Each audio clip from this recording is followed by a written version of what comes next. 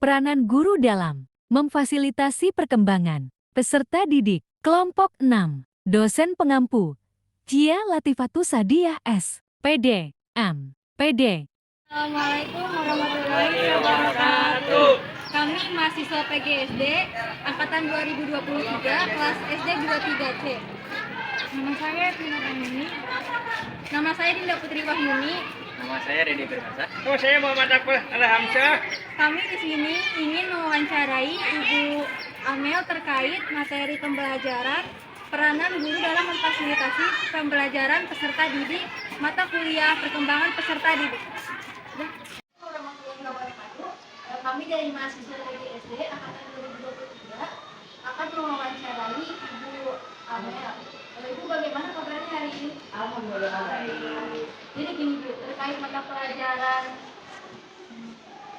perkembangan peserta didik, nah kami akan mewawancarai Ibu terkait materinya, yaitu tentang peran guru dalam memfasilitasi perkembangan belajar anak. Nah, jadi kami ingin bertanya Bu, yang pertama apa? Sebagai pendidik, bagaimana sih Ibu mendefinisikan seorang guru dalam memfasilitasi peserta didik? Bagaimana seorang guru dalam memfasilitasi Kalau saya sih memfasilitasi peserta didiknya dengan cara mengayomi mereka menjadikan nilai yang baik bagi mereka, kemudian bisa menjadi contoh di depan mereka, karena saya seorang guru yang ada istilahnya yaitu gigi dan guru, maka perilaku juga dilihat oleh peserta didik. Apa yang kami tunjukkan kepada peserta didik, maka perlu dijaga dengan hati-hati agar tidak ditiru yang jelek-jelek. Jadi saya mau bertanya, jadi Ibu sebagai pendidik itu bagaimana ya dalam mendidik peserta didik? Tujuan saya dalam arti Dalam arti Ibu mengajar, misalkan bagaimana gitu peran untuk anak didik itu dalam proses perkembangan anak didik, memfasilitasi belajar anak didik, bagaimana? tujuan saya dalam proses perkembangan anak didik, ya dalam tujuan saya menginginkan anak didik itu selayaknya bisa menerapkan yang namanya IPS plus 1H, itu seperti misalnya sampah ramah. Yang saya artikan sejak corona ini anak-anak itu menurun gitu sopan santunnya, maka dalam perkembangannya, dalam perilakunya saya ini untuk sopan santun, tapi untuk dalam perkembangan belajarnya saya menginstruksikan untuk mereka tuh supaya kelihatannya itu gini sih, aku jadi bingung nih, kayak kaku banget. Mohon maaf ya. Ini kalau saya sih perkembangan peserta didik yang sifatnya ya dari anak yang mohon maaf saya dan ada yang spesial gitu. Jadi kami saya pribadi ke anak itu yang melakukan pendekatan secara personal, bagaimana mereka kekurangannya apa sih, kenapa mereka jadi ada keterlambatan di kelas, apa yang menghalangi mereka bisa berkembang begitu, kenapa mereka masih kurang dalam menerima pembelajaran, apakah ada proses di rumah begitu, apakah dengan teman-teman di sekolah, karena memang teman-teman juga bertanggung di sekolah ketika ya dengan tulis seperti itu kan juga berpengaruh kepada konsentrasi belajar di sekolah. Kemudian Sejauh ini bagaimana Pak? Kita mengajar anak yang kurang? Oke, kalau dalam mengajar anak yang kurang, saya sih dalam supaya mereka kan ada beda-beda ya, ada yang karena mereka itu ada yang karena penglihatannya kurang begitu, ada yang memang daya tangkapnya kurang begitu. Kalau yang penglihatannya kurang saya simpan di kursi depan, jadi nanti sistemnya walaupun juga baby room buat anak-anak supaya bisa merasakan depan juga, tapi untuk anak-anak yang seperti kurang penglihatannya mereka saya simpan di depan. Terus anak yang aktifnya luar biasa gitu, itu juga sama saya simpan di depan supaya mereka lebih terpantau oleh saya. Terus untuk yang kurang sekali dalam belajar, saya juga sama tempat anak. Jadi anak yang kurang penglihatan, kemudian dalam penglihatan kurang begitu, terus kemudian anak yang aktif, super aktif di depan, kemudian sama anak yang kurang juga. Untuk yang kurang, selain di depan, saya juga ada seperti pengajaran tambahan lagi, tapi tidak sama supaya apa yang disampaikan saya itu tidak lupa, karena kan memang daerahnya kurang gitu. Jadi supaya lebih diingat lagi gitu. Untuk pengajaran tambahan itu seperti bimbel les atau bagaimana? Kalau misalnya pengajaran tambahan, kalau saya belum tidak ada, hanya seperti ada dua sih. Jadi setelah pelajaran selesai saya istirahat, saya ajak anaknya ini malah apa tadi belajar apa gitu. Terus juga ada konsep program itu untuk anak-anak kurang setelah pulang sekolah gitu, saya minta waktu 30 menit mengulang lagi pelajaran-pelajaran yang sifatnya mudah mungkin ya, menurut teman-teman yang lain, tapi anak-anak ini belum mampu gitu. Jadi saya mengulang lagi supaya mereka itu minimal bisa dulu pelajaran dasar yang lainnya bisa. Ya, bukannya perkembangan film atau beda-beda. Betul sekali. Makanya dengan cara itu supaya saya mau menyamakan dulu minimal, walaupun tidak sama pencapaiannya, tetapi minimal mereka yang kurang itu bisa sama. Jadi itu yang kan sudah pertama itu kan sifat itu kan berubah banget. Itu bagaimana caranya? Kalau saya alhamdulillah ya di sini pembinaannya itu bisa pada saat ketika anak-anak kan biasa kalau sekarang itu beda banget sama zaman dulu. Kalau zaman dulu kan mungkin setiap ada guru lewat pasti kan kita minimal kita kan berkontak mata gitu ke kondisi walaupun tidak bisa tangan. Nah, semenjak waktu itu ada beberapa anak yang memang benar-benar lost banget gitu, tidak bisa tahu kata-kata itu gitu. Jadi kami di sini mengajarkannya ya, pokoknya setiap kali ada anak, ayo saling dulu. Jadi mereka terbiasa, kami saling gitu. Terus juga selain itu pembinaannya pada saat kegiatan upacara.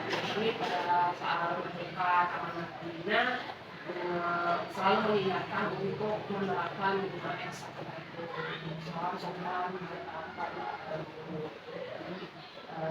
supaya tidak menghilangkan kultur budaya. Untuk memfasilitasi pengembangan sosial, interaksi siswa sama emosionalnya itu seperti apa? Sosial emosionalnya berkaitan dengan apa?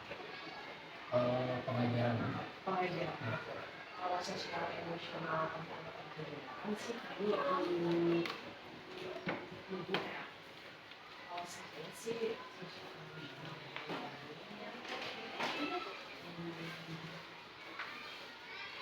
ya kalau saya ya, kalau di kelas saya sosial emosional itu tentang itu budaya kelompok. Jadi di kelompok itu saya mengajarkan anak-anak untuk mengkelompokkan mana yang anak dari biasa kan itu ada yang suka tantrumnya luar biasa gitu.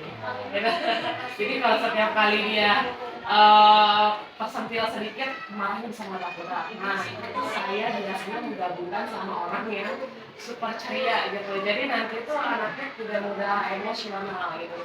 Kalau anak yang emosional ini digabungkan dengan anak yang emosional itu pasti nanti di kelompoknya berantem terus gitu.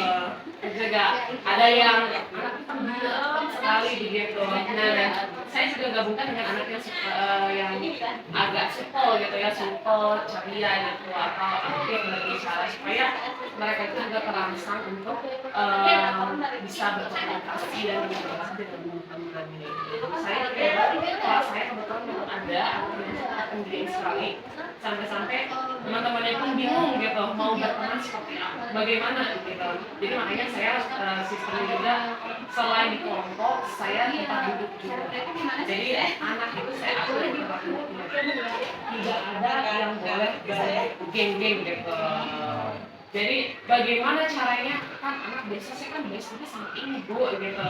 Saya kan sekali jajan dengan ini, mengajinya dengan ini gitu. Ya pokoknya di kelas ibu tidak ada yang boleh begitu. Silakan kamu boleh di luar sana, kamu punya teman dengan siapa, tapi di kelas ini semua ini teman kamu. Tidak ada yang berkelompok, apalagi sampai saya nggak punya teman di kelas. Itu jangan sampai ada seperti itu. Makanya setiap kali ada laporan anak saya misalnya orang tuanya bilang anak saya ini begini bu begini, oke bagaimana caranya saya keluar pokoknya anak ini apa kekurangannya apa, ternyata anak ini memang minder lah gitu, kurang sosialisasi di rumah juga kurang, jadi bagaimana supaya dia bisa sedikit ada apa rasanya agar dia mau berbicara gitu di kelas, ya itu dengan cara saya menempatkan dia dengan orang yang misalnya aktif. Jadi anak ini apa namanya di duduk atau duduknya bareng gitu dengan anak yang ini. Ya alhamdulillah sih perkembangannya, jadi anak yang si cerewet ini ya yang bisa dikatakan cerewet ini, jadi dia suka ngajak ngobrol gitu sama si yang jadi agak sedikit mau ngobrol gitu. Ternyata memang sebenarnya bukan pendiam, tapi tidak ada yang ngajak ngobrol aja. Tapi bagaimana apakah cara belajar anak yang pendiam, yang pemarah, dan juga yang suka itu berbeda? Dalam semangat belajar. Oh dalam semangat belajar tentu beda, beda banget. Ada memang beberapa kategori yang supel ini saya bisa bagi dua gitu ya, yang benar-benar memang dia aktif dalam belajar atau yang hanya sebagai apa sebagai ini ya rame aja gitu di kelas tuh. Ada yang seperti itu cuma ngobrolnya doang, tapi ketika belajar mah ya biasa saja gitu. Yang penting mah rame konsentrasi ada. Terus kemudian yang pemarah ini yang ada emosional juga ada, sebagai juga yang memang marahnya dalam arti kata ya karena dia ini suka dijailin karena marah gitu. Ada yang belum diapa-apakan sudah marah gitu ada. Terus yang pendiam juga sebagai dua. Pendiam itu ada yang pendiamnya ya saya kalau saya ngomong gitu, tapi kalau belajar saya bisa. Ada yang seperti itu. Ada yang pendiam tapi karena pendiam jadi minder, jadi nggak bisa apa-apa. Ada yang bisa itu memang lumayan kompleks gitu. Jadi banyak ada macam-macam. Berarti saya sekarang udah masih ke waktu ya. Ada perhatian. Setiap kan anak kan berbeda ya bu. Apakah sama ini peserta didik dan pembelajaran pernah mengalami kesulitan bu? Semuanya itu kan memang ya kalau misalnya fasilitas ada ya tentu dengan caranya juga berbeda. Ada yang ya saya prioritaskan dulu mana yang perlu pendampingan khusus, mana yang perlu pendampingan tapi tidak perlu khusus sekali, tidak perlu ini. Ada yang cukup kami pantau aja. Kalau saya sih fasilitasnya Untuk contoh pendampingan ya seperti yang tadi yang saya bilang, jadi ketika pelajaran selesai saya panggil sebentar ada media belajar ya tadi belajar sih coba kamu kerjakan dulu ini soal ini coba kita udah bahas ini bisa jadi seperti mengulas kembali. iya betul mengulas kembali tapi aktif aja jadi tidak digabungkan dengan apalagi kan kalau misalnya tadi kan saya ada yang langsung gitu sebelum istirahat dan setelah pulang sekolah. Kalau yang pulang sekolah itu beberapa anak gitu, jadi ada banyak anak yang memang saya kategorikan kurang dalam pelajaran itu gitu.